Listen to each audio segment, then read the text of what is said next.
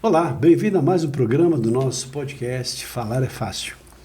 Desta feita aqui trazendo uma advogada previdencialista, que é a Taine Porto. Seja muito bem-vinda em nosso programa, Taine. Prazer em te receber. Eu que agradeço a oportunidade, passador, e abrir o espaço, para me receber. Taine, o que é advogada previdencialista? É claro que tem uma ideia ligada à previdência, mas efetivamente qual é o seu papel como advogada nesse contexto?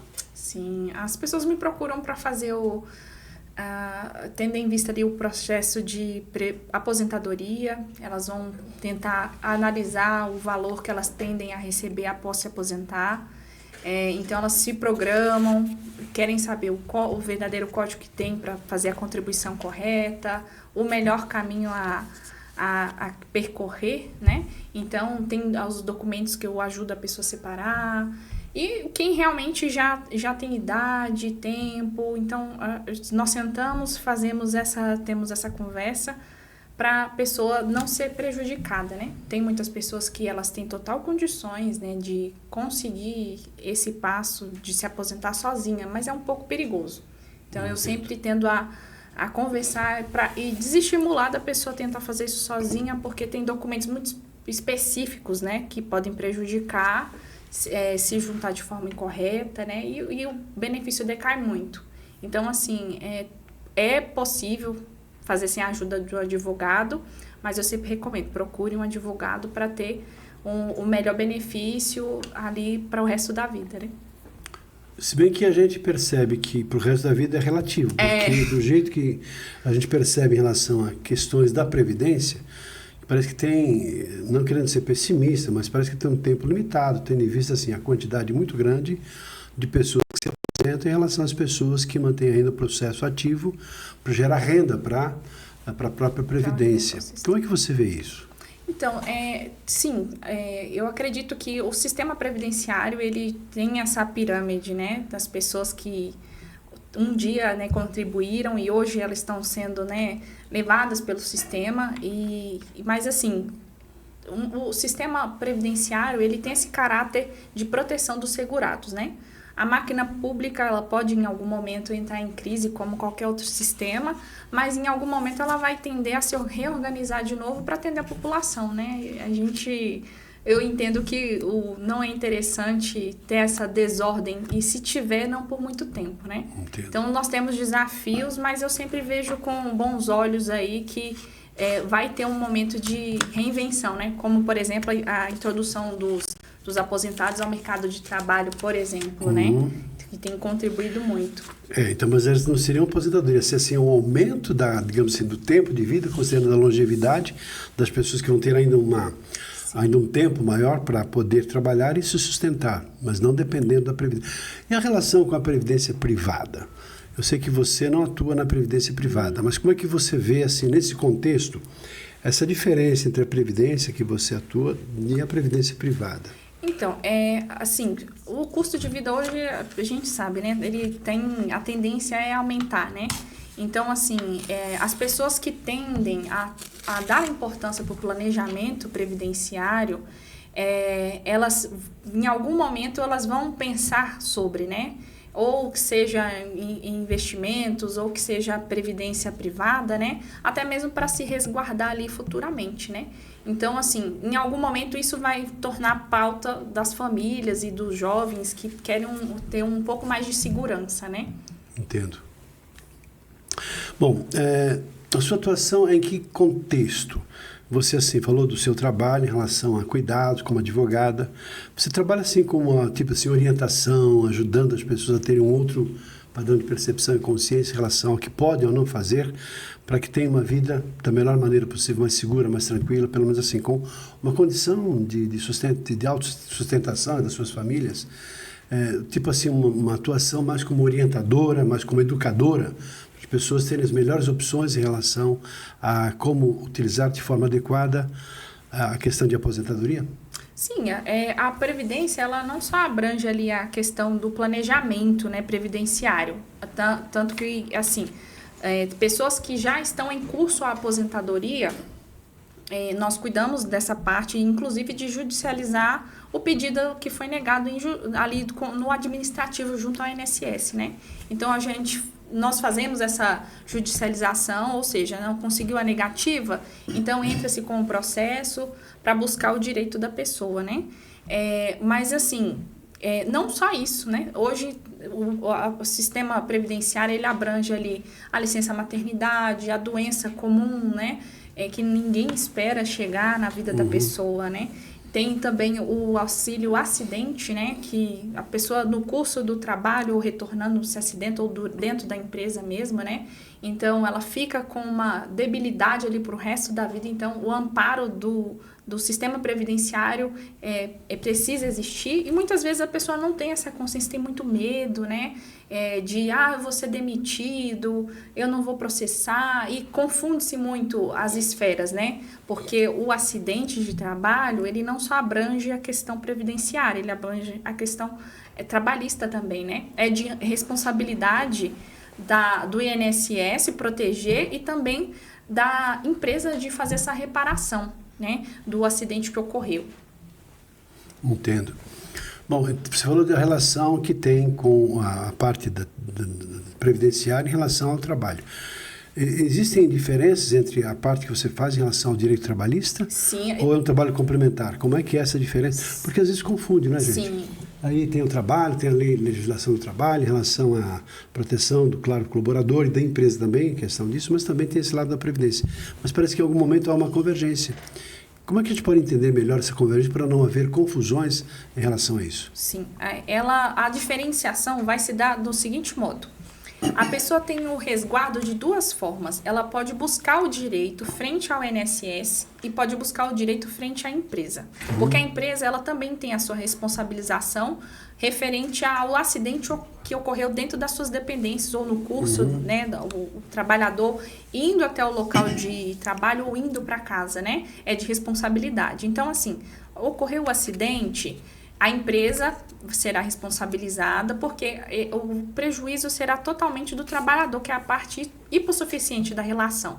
Então, para o resto da vida, a pessoa vai ter aquela debilidade e se ela for demitida e for procurar um outro trabalho, eles vão perguntar, ele não vai conseguir aquele trabalho, então o prejuízo é do trabalhador. Então, ele tem como ser assistido perante a Justiça do Trabalho, a indenização frente àquele acidente. A empresa precisa se responsabilizar, tem o dever de se responsabilizar pelo acidente ocorrido. E também na esfera previdenciária, frente ao INSS. A pessoa tem o direito de buscar uma reparação, de ter um auxílio ali enquanto ou a deficiência durar, ou que dure, né, ali enquanto a vida existir, a pessoa tem total condição de buscar esse direito. Entendo. Bom, você é uma pessoa que se comunica muito bem, tem muita facilidade, se percebe, não é? Que é uma pessoa que é comunicativa, tem toda uma simpatia, um charme, um jeito de desenvolver a sua linha de pensamento, seu raciocínio, também falando com precisão. E, obviamente, assim, como é que você desenvolveu essa habilidade de comunicação? Foi na raça? Você fez algum treinamento, algum curso? Como é que é para você a comunicação, principalmente no contexto do ramo do direito, como advogada?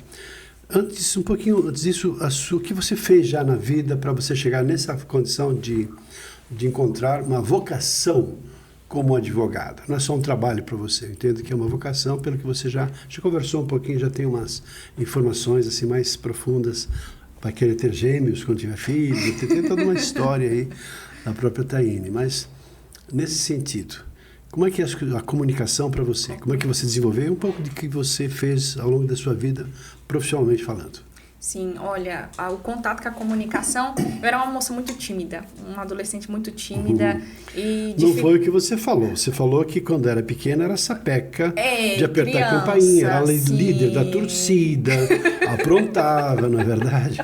Sim. Depois, quando adolescente, fica aí tímida. fica mais tímida, Tá. a gente fica, né, com aquele medo do que as pessoas vão pensar da gente, né? Então, assim, começou com livros, mas quem me colocou na linha de fogo realmente foi a igreja, né? Eu sou cristã e E assim, eu comecei uma introdução ali com o trabalho com as crianças, né? Eu sempre auxiliando a professora, e logo depois a pretensão era que eles me colocassem em frente a alguns trabalhos, né? Com as crianças, com os jovens. Isso sempre facilitou muito a comunicação, de se expressar. E os livros também foram uma parte muito importante, né? No processo de desenvoltura, porque você entender o mundo do outro facilita você entender um pouquinho sobre si, né? Claro. Então foram pecinhas que foram encaixando e o direito termina de batizar a gente. Eu vejo assim que as escolas, de forma geral, de maneira geral, nossas escolas institucionalizadas no sistema educacional brasileiro, com raras exceções, preparam os jovens para falar, para fazer exposições, para organizar as ideias, para enfrentar o medo de falar em público, microfone. Difícil ter isso. Tanto que, em função disso, nós criamos um projeto destinado a jovens, principalmente jovens de ensino médio, Fundamental 2, ensino médio, nessa fase. Mas eu vejo assim que as igrejas, de maneira geral, em função do próprio trabalho que desenvolvem, acabam transformando as pessoas em ótimos comunicadores e também em liderança. Então, você acabou de dizer que a igreja na qual você frequentou e frequenta te ajudou a superar essas limitações e se transformar nessa boa comunicadora, nessa exímia comunicadora que é até hoje. Obviamente, uma boa escola. Sim. E conte um pouco dessa experiência, você lidando com jovens, você lidando talvez com outras pessoas, chegou a fazer palestras, dar aulas, como é que é um pouco dessa história, da sua história como comunicadora nesses contextos nos quais você vive? Sim, olha, a igreja sempre está envolvida ali com projetos sociais, né, em áreas carentes. Então, qual que seria a pretensão? Não era nunca de fazer com que as pessoas se convertessem, obrigá-las, né, de alguma forma ao que nós estávamos ali a propor, mas trazer boas ideias, um incentivo, uma esperança, e ali através de brincadeiras, um momento de lanche, e sim, tinha a parte de que nós trazíamos os conceitos de Bíblia, de histórias bíblicas, né, de coisas ali do dia a dia. Então, assim, através desse momento com as crianças, né, a gente se permite ser um pouquinho criança junto com elas, né, e foi através desse ensinamento, né, de tudo que eu havia já aprendido. E as perguntas era a melhor parte, né? As perguntas das crianças. Então, assim, tudo isso... E algumas delas bem saia justa, não é? Sim. Perguntinhas daquelas... como é que eu lido com isso, não é? Porque a criança tem a espontaneidade, não tem malícia nem nada. Aí tem não tem filtros, né? Os filtros que a gente coloca, você fala assim para uma pessoa um pouquinho mais cheinha assim, você está gorda. Não sabe? Fala o que o adulto tem vontade de falar e não pode. E a pessoa fala assim, você está me ofendendo, me chamando de gorda, né? Não, a pessoa está gorda, na verdade, mas assim, a criança chega e fala, não tem travas na língua e expressa aquilo que você pensa. Quer saber a verdade, pergunte à criança, né? Outro dia eu cortei o cabelo, aí eu fiquei em dúvida, aí tinha 4 adultos e uma criança. Aí você perguntou para a criança. Perguntei, ela falou, não tia, tá feio, não gostei. Pronto, a sinceridade chegou ali. É cativa, né? Cativa. Então foi nesse momento de compartilhamento com as crianças, né? Acredito que elas acham que aprenderam muito, mas elas mais ensinaram, né? Nesse tempo.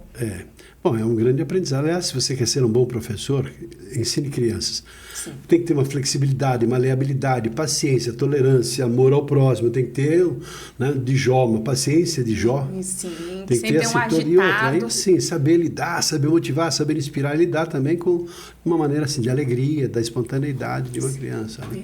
Mas todo mundo que tem essa habilidade consegue isso. Porque entre um tiozão lá, uma pessoa mais séria, para dar uma aula para uma criança, não tem flexibilidade, pronto, não vai. A comunicação, não vai ter cola, né? passadora, e ela... Eu falo que aquele preciosismo, a glamorização da comunicação, ela não nos leva a lugar nenhum. Então, se você falou e usou as melhores palavras, as mais belas e as mais antigas, né, que já até perderam o uso e o público não entendeu, já não faz sentido você estar ali. Né? Por falar nisso, existe assim, da pessoa falar e outra pessoa não entender o que foi dito. Ainda mais na sua área, que é a ramo do direito, o famoso juridiquês, como tem assim a linguagem dos contadores, né? Ou seja, uma linguagem específica que só advogado entende, porque as pessoas utilizam muitas das vezes termos em latim, data venia, ad judice, e assim nessa linguagem toda que rebuscada, que só um advogado e ainda com uma certa experiência vão entender. Sim. E muitas das vezes não só um advogado, mas uma pessoa que conhece um outro idioma ou conhece algumas palavras no outro idioma e usa essas palavras. Você está vendo como eu sei falar numa outra língua? Só que acaba não sendo compreendida por muitas pessoas que não dominam o idioma ou não dominam o juridiquês. Nesse sentido, como é que você vê essa distinção e essa diferença? O que é necessário fazer para as pessoas que ainda dominam assim todo um processo de comunicação e ainda são talvez meio arcaicos para não adequar a sua linguagem às pessoas, entendendo que uma das grandes limitações e os grandes desafios do comunicador é calibrar a sua linguagem em relação às pessoas. E a comunicação é aquilo que chega, aquilo que é percebido, aquilo que é decodificado pelas pessoas. E quanto mais essa sensibilidade, essa capacidade de empatia, de me colocar de fato no entendimento, no lugar da outra pessoa, e sim eu consigo melhorar a minha capacidade de ser compreendido. Escutar, se eu não entendi, eu pergunto de novo, e assim criando uma condição favorável para ver o entendimento. Só que uma das grandes dificuldades é justamente essa do juridiquês. Sim. Que conselho você daria aqui para os jovens advogados ou para os advogados que não são tão jovens, mas que ainda utilizam desse recurso? Olha, eu prezo sempre pela comunicação limpa, efetiva, incisiva. Simples, talvez. Simples, porque como já dito algumas vezes, né, e vivido, né? Eu já cansei de atender alguns clientes que não eram os meus e vieram de uma relação exatamente feita disso, de um comuniquês, de um juridiquês rebuscado, que o advogado ali... Às vezes eu falo que as pessoas confundem muito com a autoridade e usam desse departamento de juridiquês, né, de se colocar nesse lugar e vai ser pouco efetivo, né? O cliente vai sair dali com muitas dúvidas, às vezes vai causar algum problema, né, para o advogado. Então, assim, era uma questão de, se você não entendeu falando, eu vou desenhar. Então, eu gosto dessa simplifica, prática. Né? Fica como contar uma boa história. Exato. A criança entende quando conta a história, talvez fazendo uma linguagem paralela, uma metáfora, uma história, facilitando a criança a compreensão. Taine, você falou de toda essa estrutura da linguagem, muitas vezes difícil, rebuscada, mas que conselho você daria para um jovem advogado, ou talvez um advogado não tão jovem, mas que ainda usa esse precedente de falar palavras, para mostrar talvez uma cultura e um conhecimento, mas que poucas pessoas entendem? O que fazer em relação a isso? Eu aconselharia que antes de ser advogado, você é um prestador de serviço. E não há nada mais efetivo do que uma comunicação eficaz, né? Onde a pessoa que está ali escutando, ela realmente compreende e saia sem dúvidas daquela reunião, daquele atendimento.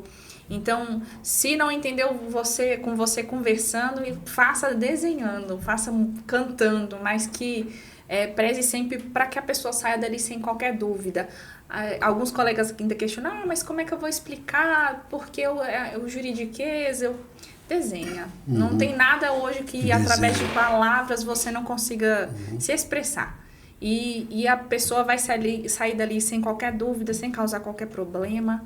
E contente, porque houve transparência, né? Porque às vezes a pessoa usa desse quesito de falar difícil, de forma rebuscada, e tentando passar autoridade, mas na verdade vai sair pouco, o cliente vai sair com poucos entendimentos do que aconteceu com o problema dele e ainda pode causar problemas ao colega, né? Verdade.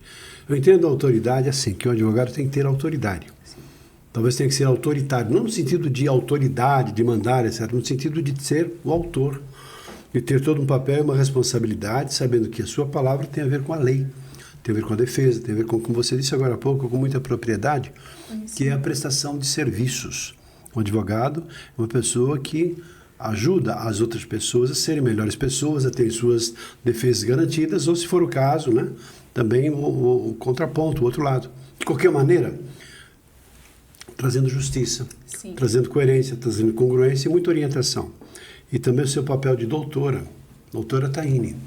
Até que ponto que esse papel de doutora muitas vezes exige que você tenha uma firmeza, uma postura mais, digamos assim, não sóbria, mas talvez assim mais equilibrada e controlada Porque o seu papel também não deixa de ser um papel de informação e de autoridade. Sim. Porque tem horas que você tem que orientar, tem que dizer o que tem que ser feito e o que não tem que ser feito. E o respeito que deve ter em relação à lei é todo um processo que está aí nesse contexto. Para que a pessoa possa, então, ter toda uma orientação para ver a sua vida de uma maneira melhor. Mas muitas vezes tem que dizer, com firmeza, clareza, talvez até com assertividade. Não necessariamente com agressividade, mas com a afirmação de que aquilo que tem que ser feito tem que ser daquele jeito e essa é a melhor maneira de se proceder. Como é que você vê isso na sua área? Como é que você atua diante de eventuais dificuldades pelas quais, claro, um advogado passa junto a clientes, junto a um público, junto a pessoas com uma ideia contrária à sua, por exemplo? Sim. Olha... Antes de mais nada, o advogado é humano, né? E ele provém ali de medos que, às vezes, devido à nossa condição da situação, as pessoas nem imaginam que nós temos, né? E é exatamente isso, o papel do advogado é de coragem, né? E mesmo com medo, ele precisa se impor, ele precisa estabelecer limites, ele precisa fazer os apontamentos necessários sobre os direitos que não estão sendo respeitados e ser a primeira voz aí contra a injustiça, né? Então, em diversas situações, essa falta, às vezes, de coragem, por medo, por timidez dos colegas, né, acabam trazendo prejuízo ao cliente, né? E é uma posição que o profissional, para ser um bom profissional, ele precisa fugir do medo, né? E com medo mesmo, né? E porque senão alguém vai ficar desassistido, né? Ou pessoas, né, que sejam. Então, assim, direitos sociais, principalmente tendo em vista a área previdenciária, uma pessoa que recebeu uma negativa do INSS, tá ali debilitado, tá nos seus piores dias, né? O advogado que toma aquilo ali e já traz uma informação incorreta, tá trazendo um prejuízo à vida, né, da pessoa. Verdade. Em todos os aspectos. Então, uma vez que acontece muitas vezes essa falta de responsabilidade de alguns órgãos públicos, o advogado precisa sempre se posicionar ali. Mesmo tendo medo, mesmo não tendo pautas dentro da nossa lei, que o dever dele é de incentivar que isso seja estabelecido. Taine, uma história que você tenha para contar da sua vida, de um perrengue, uma dificuldade pela qual você passou, em que você teve que dizer com um pouquinho mais de firmeza para aquelas pessoas que tinham alguma resistência. Tem alguma história assim interessante para contar para quem está nos assistindo aqui? Sim, olha, como advogada, né, dentro de uma audiência acontece várias situações, né, e já linkando, né, com a questão do medo, teve um caso que uma senhora, ela havia sido mal orientada por outros colegas, né, de um outro escritório. Então, o caso já veio até mim, já estava em andamento, né? Então, eu só continuei realmente ali o serviço, a prestação de serviço dela. E a situação era de pensão por morte, né? E o marido dela havia falecido. No intuito de conseguir um benefício temporário ali para ela, o LOAS, né? Que é para pessoas carentes, ela foi orientada a dizer algumas coisas que não iriam facilitar a vida dela. Por fim, na audiência, depois de muitos anos esperando o benefício de pensão por morte, porque ela não poderia nem receber os dois, ou um ou outro, né? Ela foi... O juiz questionou ela o porquê, né, desses anos todos se passaram e ela ficou recebendo o benefício. E devido ao mau caratismo de algumas pessoas que passaram pela vida dela, ficou prejudicada. Então, tivemos ali que, né, com a autoridade devido respeito ao juiz, né, dizer, ela não recebeu de forma alguma e ele poderia oficiar, criar um problema ali, né, para a situação. E é uma senhora que já estava desassistida pelos filhos e ou era aquilo ou era aquilo.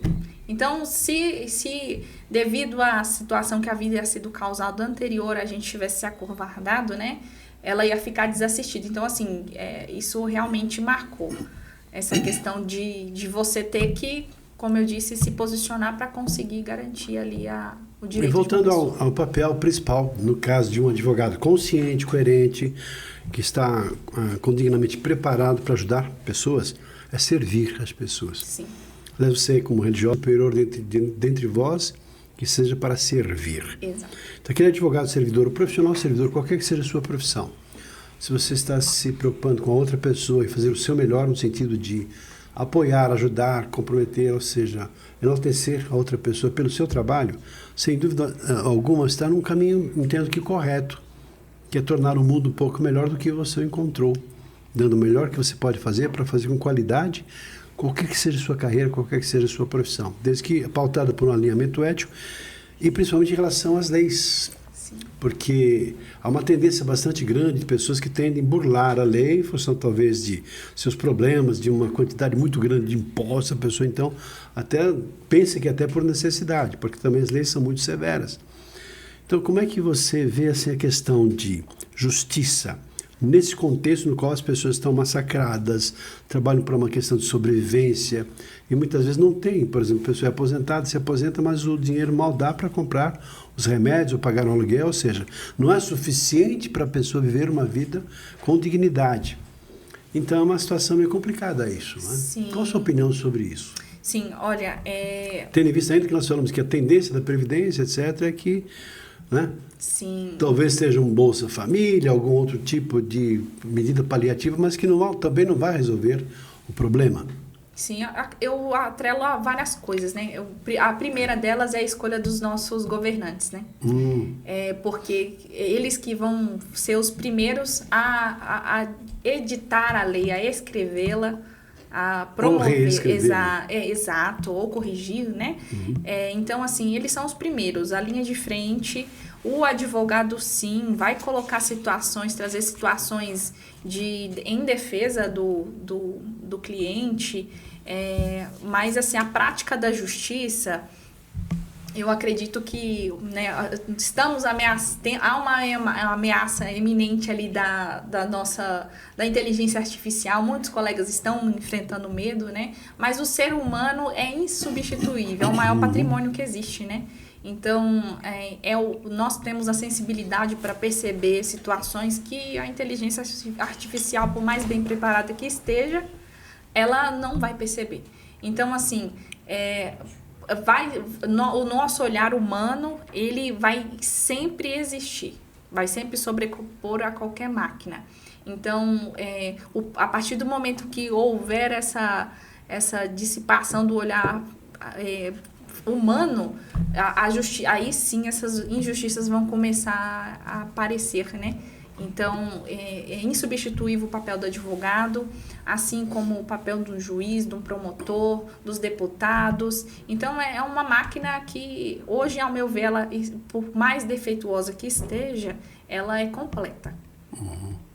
Bom, nós percebemos aqui na Taine que é uma pessoa que não apenas faz o trabalho, mas tem uma paixão por aquilo que faz. Pessoa que tem vocação para ser isso. E até nas nossas conversas, em tudo que tem em relação a você, que mostra essa paixão mesmo, essa lado de você fazer um trabalho com propriedade, com profundidade, servindo, fazendo aquilo que penso que todo advogado, aliás, todo profissional deveria ter, que é fazer dignamente o seu trabalho, pensando em deixar um bom legado. Qual o seu principal legado? O que você, nessa condição profissional, imagina deixar para o mundo, para a prosperidade, quem sabe lá seus futuros filhos gêmeos, ou, sei lá, para deixar no mundo, pela sua passagem sobre esse planeta e em função do trabalho e da missão que você escolheu fazer na vida, que é atuar como advogado e ainda mais nesse segmento, que também pode ser que amanhã você amplie, pode ser que modifique, mas como advogado você tem, parece que a vocação para, de fato, ser uma exímia, uma ótima pessoa que se dedica para ser uma ótima profissional no campo do direito. Seu legado, Taine, o que você imagina, o que você está deixando? Chegar no finzinho da sua vida, olhar para trás, olha, isso valeu a pena, foi isso que eu queria fazer. Você tem consciência do seu papel existencial, do que você tem consciência do que está fazendo e do que você vai deixar? Sim, olha, Isso é uma pergunta que eu me questiono desde, acho que os 12 anos. E já tive algumas histórias engraçadas na escola, né? Por conta disso. E foi um dos caminhos que me levaram ao direito, né? Então, assim, a prática da injustiça aos meus olhos, e eu estando presente ali, se eu detenho o conhecimento, ela precisa parar de imediato. Né? Porque ao fechar os olhos para aquela injustiça, além de ferir os intuitos cristãos, né, o ensinamento que eu tive me danifica como cidadã, né? Então, quantas pessoas estiverem e ela for uma pessoa que não detém o conhecimento jurídico, eu puder contribuir para aquela situação seja paralisada, a justiça seja estabelecida, a pessoa viva minimamente com dignidade, né? Eu acredito que é o meu papel ali desempenhar, trazer uma situação que estabeleça justiça, né? Então, ao olhar para trás, se Deus me der essa graça de chegar com muitos anos e com os cabelos grisalhos, entender que em algum momento eu não fui, fechei os meus olhos, né, para aquela situação, por mesmo que eu não tenha conseguido um resultado positivo. Eu tenho a impressão, Taine, que você tem uma boa história para contar para a gente em relação a isso. De injustiça, de coisas do seu passado, que fez com que você enveredasse por esse caminho. Sim. Conta uma história pra gente. Sim, eu conto. Na escola, Ana Paula, o nome da minha amiga, ela é negra, dos cabelos crespos. E nós éramos do mesmo grupo, né? E ela sentava à minha frente, tinha uma colega que não gostava dela de forma alguma. Ela sentou atrás da minha colega, começou a puxar o cabelo dela, chamar ela de macaca. E eu sentada do lado, só que eu era a menina franzinha, né? Sem qualquer situação de ir para um embate. E a professora tinha se ausentado da sala. Então essa situação me marcou.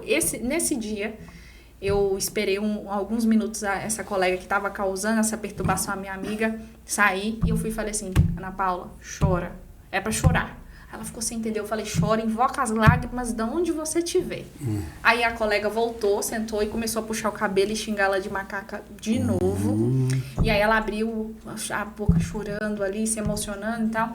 E aí os colegas: e aí agora você vai ser expulsa de novo. A colega já tinha incidência de ser expulsa de 3 escolas. Então ia ser a 4ª.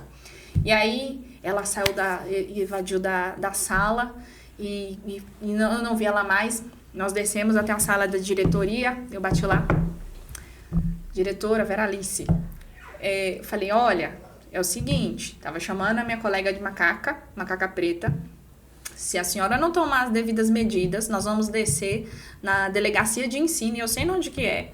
E não tinha ainda essa estrutura que a gente tem hoje de letramento, ou já tinha? Não, essa questão vibe de bullying era sempre levada de forma nada séria, essa falta de respeito, o preconceito. Eu não tinha ainda nem lançado a lei, né, sobre essa questão racial. Então, nós fomos para a sala de diretoria, a diretora ali ficou com medo de ter algum problema. Não, pode ficar tranquila que eu vou resolver. Fomos então para o nosso intervalo. E eu não sei o que aconteceu depois, eu sei que essa colega veio nos procurar, junto com o grupo dela, de forma a amedrontar, e ela falou assim: eu fiquei sabendo, Thaline, que você foi lá na diretoria reclamar de mim, que eu tava xingando a Ana Paula.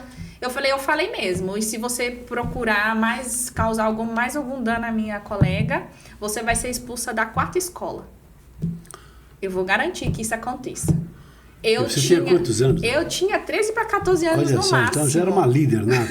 Assim, aquela santinha, né? Aquela que é quietinha. Com muito medo, tá? Mas eu, né, como eu disse, o meu legado era se eu estou no local, aquilo ali, de alguma forma eu vou ter que evitar de que aconteça, né, a injustiça. Então, o intuito era parar de que minha colega continuasse com o sofrimento dela. E ela é muito tímida, né, muito amorosinha, assim, pouco imbativa. E aí ela foi e falou assim, falei: então eu espero que você não cause mais nenhum problema à minha colega. Cada um fica no seu canto, apertamos a mão. Nunca mais eu a vi.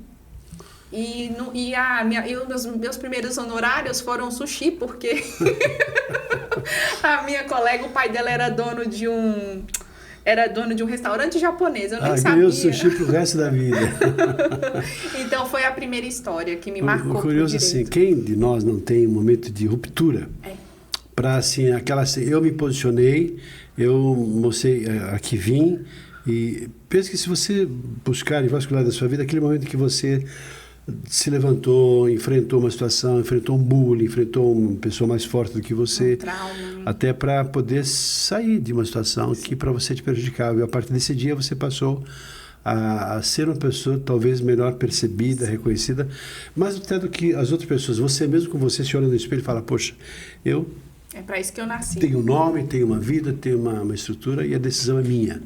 Ou quando a gente deixa assim de obedecer, deixa de depender de elogios, da apreciação de outras pessoas. E a gente passa então a adotar uma postura de que a vida que vive sou eu, a minha vida é minha. As decisões são minhas. Eu tive sempre ao longo da minha vida uma preocupação com os meus filhos. Então aqui de prova que podem até atestar isso. Eu sempre falo para eles, as decisões são suas. Eu procurei fazer o máximo que eu pude, da melhor maneira que eu pude, para te dar a melhor educação, melhor condição de corpo, de estrutura que eu pude fazer. Agora, a decisão de escolhas em relação à religião, trabalho, etc., é de cada um. E desde que estejam alinhados dentro de um mundo de honestidade, integridade em relação a valores e às leis, etc., o resto é tudo bem. Tem boa formação, estudaram sempre em boas escolas, graças a Deus são pessoas do bem, pessoas queridas, todo mundo gosta deles, mas pessoas assim, sabe, que têm uma percepção.